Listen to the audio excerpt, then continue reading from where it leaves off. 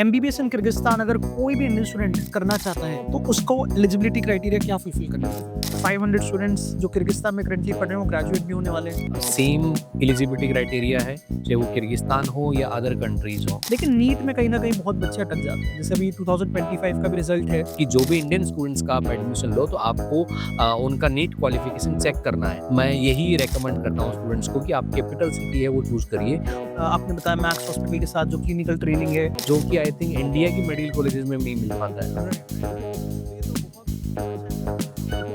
Hello everyone, I am Shobhit Jaiswal from global medical foundation Delhi. और मेरे साथ एक एमबीबीएस ब्रॉड एक्सपर्ट हैं, डॉक्टर अनिल।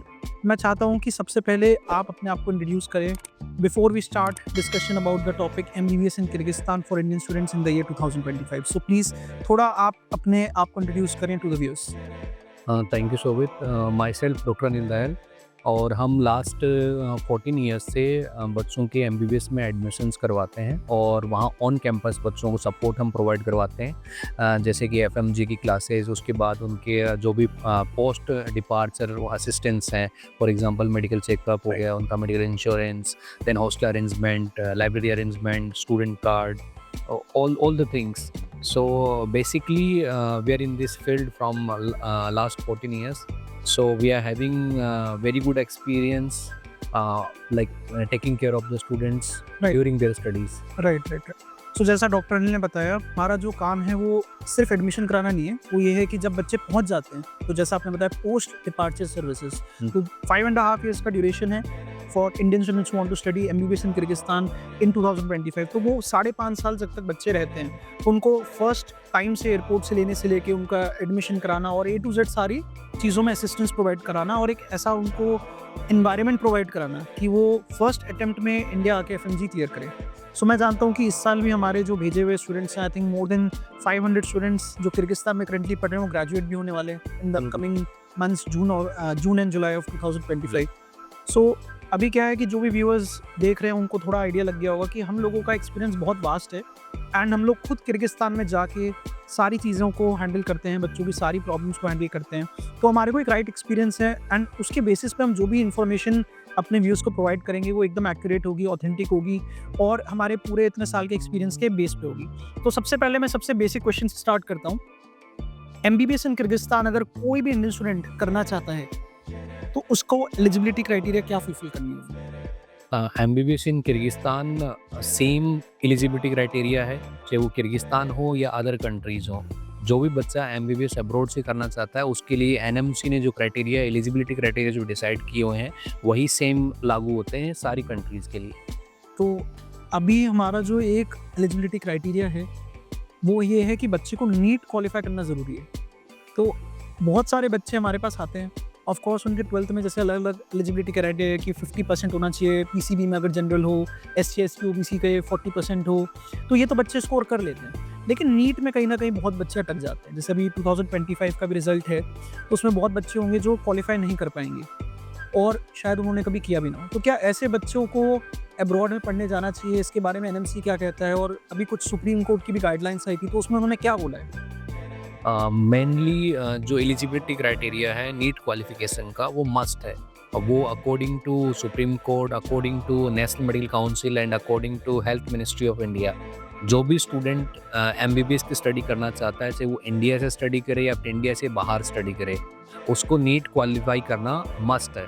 अगर वो नीट क्वालिफाई किए बिना किसी भी यूनिवर्सिटी में एडमिशन लेता है अब्रॉड की यूनिवर्सिटी में तो वो एलिजिबल नहीं है इंडिया में आके एफएमजी का एग्ज़ाम देने के लिए या फिर इंडिया में किसी भी तरीके से डॉक्टर की प्रैक्टिस करने के लिए वो एलिजिबल ही नहीं है।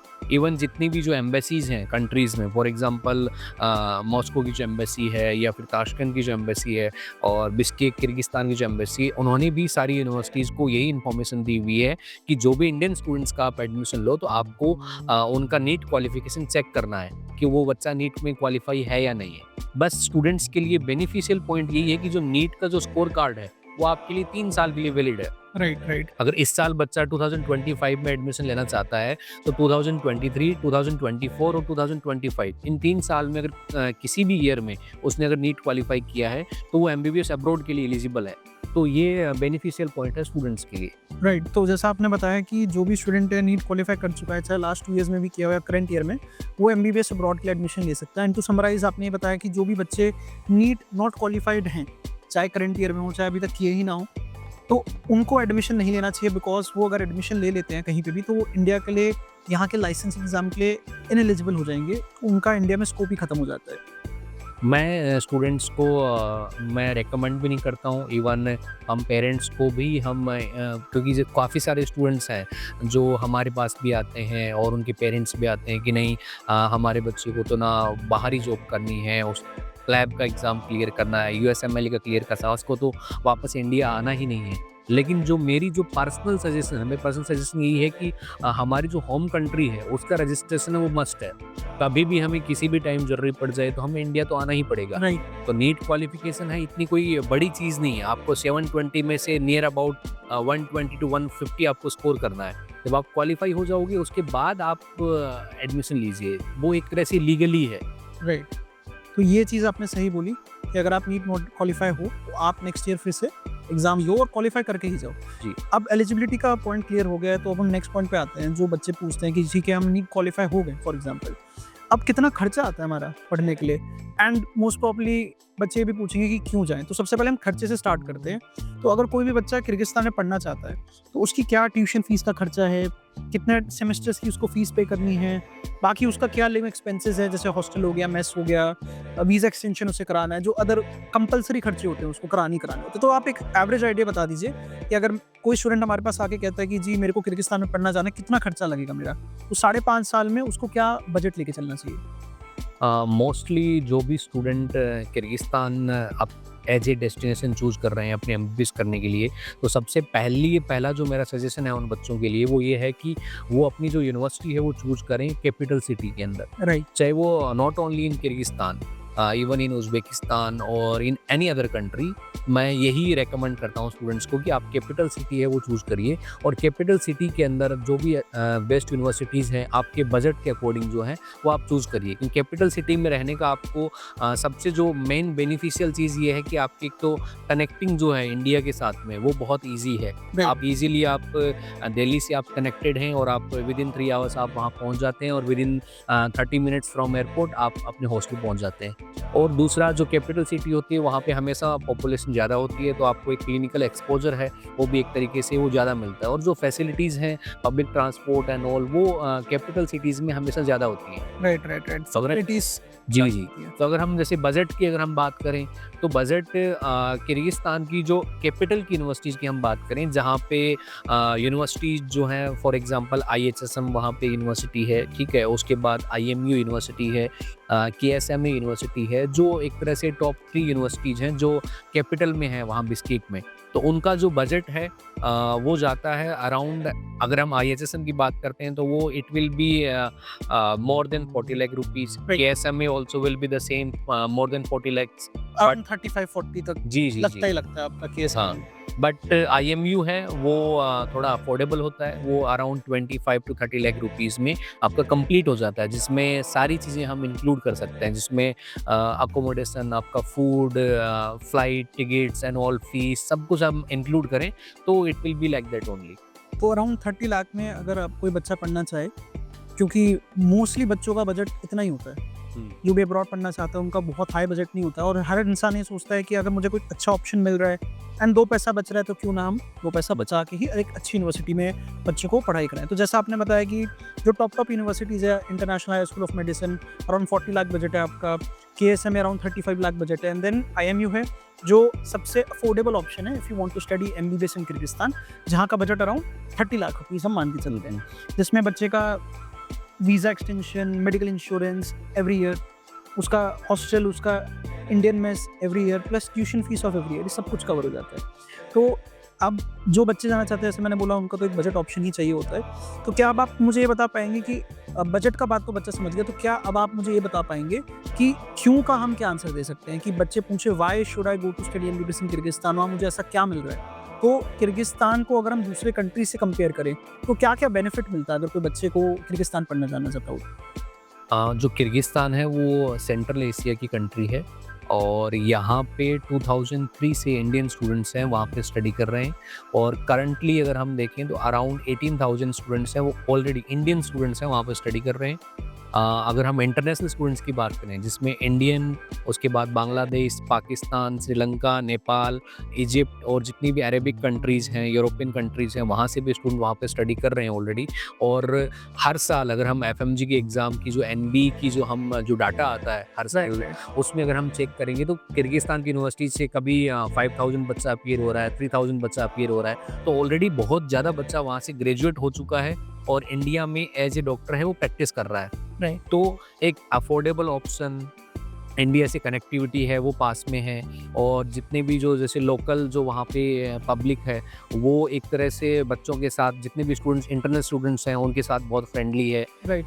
तो ये सारी जो पॉइंट्स हैं, इवन जो एनवायरनमेंट है, फिर वहाँ पे जो कॉस्ट है अफोर्डेबल है बहुत ज़्यादा। राइट। अगर जो वहाँ की करेंसी है उसको हम इंडियन करेंसी से हम कंपेयर करते हैं तो 1 सॉम इज़ इक्वल टू 1 रुपीज़ है।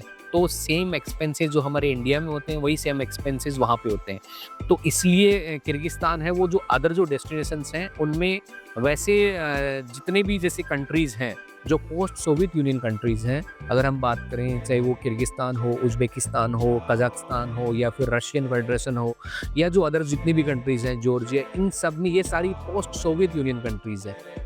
ये पोस्ट सोवियत यूनियन से मैं ये कहना चाहता हूँ कि यूएसएसआर के टाइम से ये कंट्रीज़ यहाँ पे सेम सिस्टम यहाँ पे है। तो हर जगह पे वही सेम मेडिकल एजुकेशन सिस्टम चल रहा है। चाहे अगर हम रशिया की बात करें, चाहे जॉर्जिया की बात करें या फिर चाहे हम किर्गिस्तान की बात करें, वहीं उनके हॉस्पिटल्स हैं, वहीं उनका करिकुलम चल रहा है आज के टाइम में। तो जो स्टूडेंट अफोर्डेबल चूज़ करे, अगर उनको एमबीबीएस अब्रॉड से करनी है तो जो उनके बजट में आए और जहाँ पे कैंपस में सारी चीज़ें अवेलेबल हों, राइट। उसके बाद जहाँ पे एफएमजी क्लासेस हों और सारी जो चीज़ें जो स्टूडेंट्स के फेवर में होती हैं वो यूनिवर्सिटी वो बच्चा चूज़ करे। ये उन पे मत जाए, मार्केटिंग में नहीं जाए। क्योंकि जो भी आज के टाइम में हमें मेनली क्या होता है कि जो चीज़ दिखती है वही बिकती है। तो ऑलमोस्ट जब आज डिजिटल मीडिया का ज़माना है, ठीक है, स्टूडेंट है वो सारे टाइम स्क्रॉल करते हैं, कभी इंस्टाग्राम, यूट्यूब, तो उनको जो ज़्यादा यूनिवर्सिटी उनको दिख रही है उनको लगता नहीं ये टॉप यूनिवर्सिटी है। Medical universities, all medical universities are same in my point of view, because I was also a medical student. Same curriculum होता है, सेम स्टडी है, सेम टीचर्स हैं। डिपेंड करता है कि उसकी जो पीआर है वो कितनी ज़्यादा की हुई है। राइट। राइट। राइट।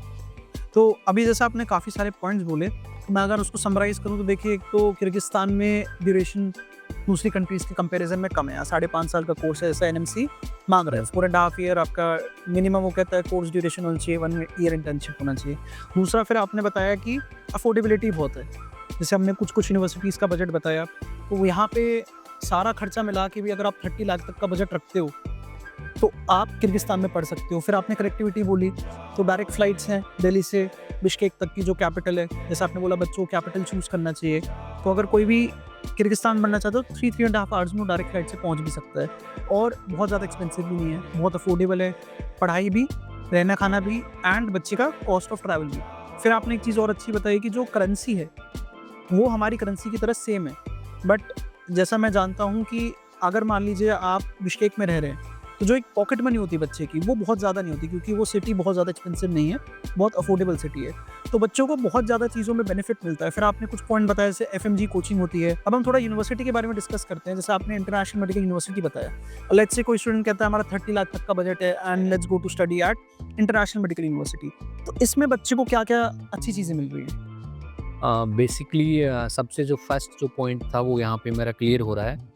जो आईएमयू यूनिवर्सिटी है वो किर्गिस्तान की कैपिटल बिश्केक के अंदर लोकेटेड है और एयरपोर्ट से जो डिस्टेंस है वो अराउंड 40 मिनट्स है।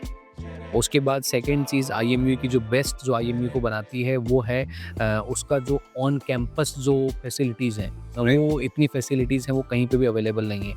एकदम ओपन कैंपस है जहाँ पे स्टूडेंट है वो आराम से सारी चीज़ें उसको ईजिली एक्सेसिबल है। वहीं पे उनका डीन ऑफिस है, वहीं पे बच्चों की क्लासेस लगती हैं, वहीं पे बच्चों का हॉस्टल है, वहीं पे इंडियन फूड की फैसिलिटी है, वहीं पे हॉस्पिटल है, वहीं पे गार्डन है, वहीं पे स्पोर्ट्स ग्राउंड है। तो सारे टाइम एक तरह से सिक्योरिटी वाइज भी हम देखें तो पूरा कैंपस है वो लॉक्ड कैंपस है। राइट। राइट। जब स्टूडेंट एंटर करता है तो जिस स्टूडेंट के पास में फेस आईडी नहीं होती है वो वहाँ कैंपस में एंट्री नहीं कर सकता है और एक फिक्स टाइम है, उसके बाद आप एंट्री एग्जिट नहीं कर सकते हैं। तो ये सारी चीज़ें जो वहाँ पे जो बच्चा रहता है उसके लिए बहुत ही कन्वीनियंट है। राइट। जो थर्ड थिंग है वो ये है कि एफएमजी की जो क्लासेस हैं वो यहाँ पे फर्स्ट ईयर ऑनवर्ड्स एफएमजी की क्लासेस हैं वो कंडक्ट करवाई जा रही हैं। जो इंटरनेशनल मेडिकल यूनिवर्सिटी है उन्होंने इंडिया की जो बेस्ट जो टॉप जो कोचिंग इंस्टीट्यूट है अराइज मेडिकल एकेडमी, उनके साथ में कोलैबोरेशन किया हुआ है, जिसके according from first year onwards जो टीचर्स हैं अराइज मेडिकल एकेडमी के वो वहाँ पे जाएंगे और बच्चों को कंटिन्यूसली से पढ़ा भी रहे हैं। हर साल 3 टीचर हैं वो जाएंगे वहाँ पे, जैसे फर्स्ट ईयर में एनाटॉमी, फिजियोलॉजी एंड बायोकेमिस्ट्री। ऐसे करते हुए कंप्लीट 5.5 ईयर्स में उनके 19 सब्जेक्ट्स हैं वो हम सारे कंप्लीट करवाएंगे ऑन कैंपस, और इसका कोई एडिशनल चार्जेस नहीं है, ये उसी में ही इंक्लूडेड है। आपकी जो ट्यूशन फीस है, जो हम बजट की बात कर रहे हैं, उसी में ही वो इंक्लूडेड है। राइट, जो बजट बता रहे हैं उसी में जी, सारा जी। खर्चा आता है। नंबर 4 चीज़ है, जैसे कि स्टूडेंट्स एंड पेरेंट्स का ये होता है कि चलो ठीक है आपने वहाँ पे एडमिशन करवा दिया आपने अब्रॉड में, लेकिन वो तो वहाँ पे पेशेंट है, वो डिफरेंट पेशेंट होते हैं, डिफरेंट वहाँ डिजीज़ होती हैं, वहाँ एनवायरनमेंट डिफरेंट होता है। तो बच्चा अगर जैसे वहाँ पे प्रैक्टिस कर रहा है तो उसको इंडिया की जो डिजीज़ है उनका कोई नॉलेज नहीं है, इंडिया के पेशेंट का बिहेवियर कैसा होता है वो उसको नॉलेज नहीं है। राइट, तो राइट। उसके लिए इंटरनेशनल मेडिकल यूनिवर्सिटी ने एक नया इनिशिएटिव लिया है। उन्होंने इंडिया के जो टॉप जो max hospital, max health care है, उनके साथ में कोलैबोरेशन किया है। तो जो मैक्स के जो 25 हॉस्पिटल हैं ऑल ओवर इंडिया, उसमें इंडियन स्टूडेंट जो आईएमयू में पढ़ रहे हैं वो अपनी समर प्रैक्टिस, जो अपनी समर वेकेशंस होती हैं उसमें यहाँ पे आके प्रैक्टिस कर सकते हैं, क्लिनिकल ऑब्जर्वरशिप कर सकते हैं, क्लिनिकल ट्रेनिंग कर सकते हैं, जिसमें वो रियल जो इंडियन पेशेंट हैं उनको वो ऑब्जर्व करेंगे, सर्जरीज़ को ऑब्जर्व करेंगे, और जो नॉर्मल जो नर्सिंग प्रैक्टिस की जो थिंग्स हैं वो उनको सारी सिखाई जाएंगी, और इंडिया के हॉस्पिटल्स में कैसा माहौल होता है, पेशेंट्स के साथ इंटरेक्शन उनका होगा। Right, right. तो ये जो सारी चीज़ें हैं ये बेस्ट बनाती हैं उसको, और चीज़ें जो एडिशनल ऐड होती हैं इन सब चीज़ों के राइट, अंदर। राइट। क्योंकि जैसा आपने बताया ना लास्ट पॉइंट, कि बच्चों को एक कंप्लेन ये ज़रूर होती है कि हाँ, जो इंडिया का पेशेंट है उसका बिहेवियर अलग है, डिजीज़ पैटर्न अलग है, सब कुछ अलग है। तो ये एक तरीके से कह सकते हैं अब्रॉड में जो बच्चा पढ़ रहा है उसको ये चीज़ें एक्सपीरियंस करने को उतना नहीं मिलता। बट जो बच्चा आईएमयू में पढ़ रहा है उसका आईएमयू का एक्सक्लूसिव टाइप है मैक्स हॉस्पिटल के साथ, या फिर मैं कहूँ कि जो मैक्स हेल्थ केयर हमारा पूरा सिस्टम है, इतने सारे हॉस्पिटल है, इतना बड़ा हॉस्पिटल का चेन है, जी। उन्होंने आईएमयू के साथ एक कोलैबोरेशन किया है, और वो आई थिंक अब्रॉड में सिर्फ आईएमयू के साथ ही कर रखा है उन्होंने, जितनी भी कंट्रीज़ हैं, जितनी भी यूनिवर्सिटीज़ हैं। तो उस हॉस्पिटल में बच्चा अपना समर प्रैक्टिस करेगा, ऑब्जर्वरशिप करेगा, तो उसका बहुत बड़ा बेनिफिट मिलेगा, क्योंकि आपको इंडिया के हॉस्पिटल में क्या चल रहा है वो एज अ स्टूडेंट ही देखने को मिल जाएगा। इसके अलावा मैं ये भी जानता हूँ कि मैं इंटरनेशनल मेडिकल यूनिवर्सिटी गया था कि फर्स्ट ईयर से ही बच्चों को हॉस्पिटल्स में लेके जाके उनको अलग अलग सर्जरीज दिखाई जा रही हैं। जैसे आप 2 फीट दूर खड़े होके, 3 फीट दूर खड़े होके सारी सर्जरीज देख रहे हो, आपके सामने जो ह्यूमन बॉडी है उसे कट कर रहे हैं, सर्जरी परफॉर्म कर रहे हैं, आपके सामने ब्लड है, आप सिर्फ देख नहीं रहे हो, आप स्मेल कर रहे हो सब चीज़ें, आप सब कुछ ऑब्जर्व नहीं कर रहे हो, आप सब कुछ वो पूरा माहौल एब्जॉर्ब भी कर रहे हो। तो ये चीज़ें जब आपको देखने को मिलती है फर्स्ट ईयर से, तो आपका वो जो डर होता है ना, वो कहीं ना कहीं खत्म हो जाता है एज अ स्टूडेंट। जो मुझे स्टूडेंट्स ने बताया था, ये सारा फीडबैक मैं वो बता रहा हूँ जो करेंटली स्टूडेंट्स मुझे बता रहे थे। नहीं, ये तो देखो ये होता ही है। जब जैसे मैं भी वहाँ पे मेडिकल की स्टडी करने के लिए गया था, तो फर्स्ट ईयर से उसी टाइम ना ऐसे जो डॉक्टर वाली जो फील है ना वो तभी आती है जब हम हॉस्पिटल में जाके ये सारी चीज़ें हम देखते हैं, या फिर ऑपरेशंस हैं उनको हम ऑब्जर्व करते हैं। इस तभी सारे जो आईएमयू के स्टूडेंट फर्स्ट ईयर वाले वो इतने ज़्यादा खुश हैं, उनको फर्स्ट ईयर के अंदर ही आप क्या नाम है सर्जरी है वो देख रहे हैं, ताकि उनका आगे का जो डर है ना उनका वो निकल जाएगा उससे, और एक मोटिवेशन आता है कि हाँ हमें भी ये सर्जरी करनी है एक दिन, हमें भी ये सर्जन बनना है, हमें कार्डियक सर्जन बनना है, हमें ये करना है। तो वो बच्चों के लिए एक मोटिवेशनल चीज़ है वो। Right, right, right. तो इसके अलावा मैं ये भी जानता हूँ, मतलब छोटी बात भी कह सकते हैं, हाँ, कुछ लोगों की बड़ी बात भी है कि अपने इंडिया के जो मेजर फेस्टिवल्स हैं सारे, वो तो एटलीस्ट किर्गिस्तान की लगभग सभी यूनिवर्सिटीज़ भी करा रही हैं, आईएमयू भी सेलिब्रेट कराता है। तो ये भी बच्चों को क्या होता है ना, दूर होने का फील थोड़ा कम करा देता है। ऑब्वियसली, और ये 2003 से जब से इंडियन स्टूडेंट्स किर्गिस्तान में पढ़ रहे हैं, वहाँ पे ऑलमोस्ट सारे फेस्टिवल्स हैं वो सेलिब्रेट होते हैं। इवन जो लोकल जो पीपल हैं वहाँ पे, लोकल जो पब्लिक है वो भी उन फेस्टिवल्स में इंडियन स्टूडेंट्स के साथ में वो सेलिब्रेट करते हैं। वो खुद भी खुश होते हैं, वो खुद भी होली सेलिब्रेट कर रहे हैं, वो खुद भी दिवाली पे आ रहे हैं। तो सारी की सारी जो चीज़ें हैं इनसे एक तरह से कल्चरल वहाँ पे माहौल होता है। एक स्टूडेंट को अपने होम सिकनेस फील नहीं होती, अपने घर की फील नहीं आती। तो ये सारी चीज़ें हैं वो ऐड ऑन करती हैं। स्टूडेंट्स का जो एनवायरनमेंट है स्टडी का उनका, वो थोड़ा और उनको कंफर्ट बनाती है। Right, right. तो ये तो काफ़ी अच्छे-अच्छे एडवांटेजेस हैं और आई थिंक जो हमारे व्यूअर्स हैं उनको शायद नहीं पता होगा इतनी सब चीज़ों के बारे में। स्पेशली जैसे आपने बताया मैक्स हॉस्पिटल के साथ जो क्लिनिकल ट्रेनिंग है, वो पर्टिकुलरली इंटरनेशनल मेडिकल यूनिवर्सिटी के स्टूडेंट्स को मिल रही है। जो 19 सब्जेक्ट्स आपके अभी तक एफएमजी के आते हैं, उन सब के कोचिंग आपको ऑन कैंपस मिल रही है, तो बच्चे खुद प्रिपेयर होके पहुँच रहे हैं। और अगर आप कुछ ऐसे बच्चों की वीडियोस देखना चाहते हो जिन्होंने कोचिंग की और वो फर्स्ट अटेम्प्ट में एफएमजी क्लियर की है, तो आप डिस्क्रिप्शन में जाके देख सकते हो। हमने उन वीडियोस की भी लिंक डिस्क्रिप्शन में डाली है। ऐसे हमारे बहुत सारे स्टूडेंट्स ऑलरेडी क्लियर किए थे और उन बच्चों के लिए एक फ्यूचर एक्स करके इवेंट भी ऑर्गेनाइज किया था इन कोलैबोरेशन विद आईएमयू। वो दिल्ली में हुआ था, जिसमें more than 100 first time FMG qualified students who graduated from international medical university plus their parents, वो सब अटेंड किए थे, उन्हें जी। फेलिसिटेट किया गया था। तो उनकी भी काफ़ी वीडियोस हैं, आप देख सकते हैं। आप समझ सकते हैं कि बच्चे खुद क्या बता रहे हैं about the education, about the support they receive. क्योंकि पेरेंट्स को एक क्वेरी हमेशा ये होती है जब वो एडमिशन के लिए, काउंसलिंग के लिए हमारे पास आते हैं कि सर आप रहोगे ना 5.5 साल तक, सपोर्ट दोगे कि या फिर आप बोल रहे हो और कल को आप नहीं हो यहाँ पे। तो एक और चीज़ ये है कि जो बच्चे हमारे थ्रू एडमिशन ले रहे हैं उनको ऑन कैंपस सपोर्ट मिल रहा है थ्रू अस ऑल्सो, एंड हमारा जो ऑफिस है किर्गिस्तान में इंटरनेशनल मेडिकल यूनिवर्सिटी इन पर्टिकुलर। तो क्या आप उसके बारे में बता पाएंगे कि वहाँ पे जो वाइस डीन है वो कौन है और वो कैसे बच्चों को सपोर्ट प्रोवाइड कर रहे हैं? अभी करंटली जो इंडियन स्टूडेंट्स हैं उनके लिए सबसे बड़ी जो गुड न्यूज़ है वो ये है कि अभी वहाँ करंटली जो वाइस डीन है वो भी एक इंडियन ही है, मिस नीलम। जो वहाँ पे उनका जो कैबिन है वो डीन ऑफिस में कैबिन है। अगर किसी भी इंडियन स्टूडेंट्स को कोई भी इश्यूज आता है तो वो उनके साथ में जाके अपनी प्रॉब्लम्स हैं उनको बता सकता है और वहाँ पे उनकी प्रॉब्लम है वो इजीली सॉल्व भी हो जाती है। और जैसे कि आपने बताया 5.5 साल तक सपोर्ट, तो वो ऑन कैंपस जो हमारा ऑफिस है वहाँ पे अवेलेबल है। वहाँ पोस्ट डिपार्चर के बाद में जितनी भी सर्विसेज हैं, चाहे वो इमिग्रेशन क्लियरेंस हो और बच्चे को एयरपोर्ट से यूनिवर्सिटी लेके जाना हो, या फिर वहाँ उसके हॉस्टल का अरेंजमेंट, उसके फूड का अरेंजमेंट, उसके सिम कार्ड का अरेंजमेंट, उसका एड्रेस रजिस्ट्रेशन, उसका पुलिस रजिस्ट्रेशन, उसके बाद उसका वीज़ा एक्सटेंशन, और जो भी लाइब्रेरी का जो कार्ड है वो इशू करवाना है, स्टूडेंट कार्ड है उसको एलएमएस प्रोवाइड करवाना है। तो वो सारी की सारी जो चीज़ें हैं वो हम ही हैंडल करते हैं। मतलब स्टूडेंट को वहाँ सिर्फ जाके 5.5 साल तक ओनली स्टडी करनी है, इसके अलावा उसको कुछ भी नहीं करना। इसके अलावा सारी जो चीज़ें हैं वो सब चीज़ें हैं वो हमारे द्वारा है वो हैंडल की जाती हैं। Right, right, right. और किसी भी बच्चे को कोई प्रॉब्लम हो जाती है, क्योंकि इतने सारे बच्चे हैं, कभी कोई तबीयत खराब हो गई या कभी किसी को और कोई इशू आ गया, तो हमारा पूरा सपोर्ट बच्चे को उसके लिए हमने अलग से एक मेडिकल असिस्टेंस हमने रूम बनाया हुआ है हॉस्टल के अंदर ही, ठीक है, जिसको जो हमारे जो फाइनल ईयर के स्टूडेंट्स हैं वो हैंडल करते हैं। जिसमें जो नॉर्मल जो अगर बच्चे को किसी को इश्यू आ रहा है, किसी को जुकाम है, किसी को फीवर है, कुछ भी है, तो नॉर्मल हम उनको फ्री मेडिसिन से वहाँ पे प्रोवाइड करवा रहे हैं हॉस्टल में ही। लेकिन अगर जैसे कोई मेजर इश्यूज आ रहा है तो वहीं कैंपस में ही हॉस्पिटल है, तो बच्चा है डायरेक्टली हॉस्पिटल विजिट कर सकता है। मेडिकल इंश्योरेंस फर्स्ट ईयर से बच्चे के पास में होता है। अगर फिर भी कोई इश्यू आ जाता है, जो आईएमयू जो क्लिनिक है उसकी एम्बुलेंस अवेलेबल है, तो वहाँ पे एम्बुलेंस सर्विस भी 24/7 है। तो ओवरऑल अगर हम देखें तो ऑन कैंपस उनको 5.5 ईयर पूरा सपोर्ट उनको मिल रहा है, जो कि आई थिंक इंडिया की मेडिकल कॉलेजेस में नहीं मिल पाता है। Right, right, right. तो ये तो बहुत अच्छा इन्फॉर्मेशन आपने दिया सभी व्यूअर्स को। सो आई होप कि आपको किर्गिस्तान में अगर एमबीबीएस करना है तो उसके बारे में थोड़ी इन्फॉर्मेशन मिली होगी।